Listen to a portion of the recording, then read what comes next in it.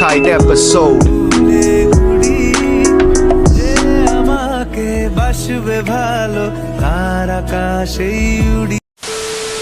Hello guys, তোমরা কেমন আছো? তো আজকে অনেকদিন পর ঘুড়ি উড়াবো।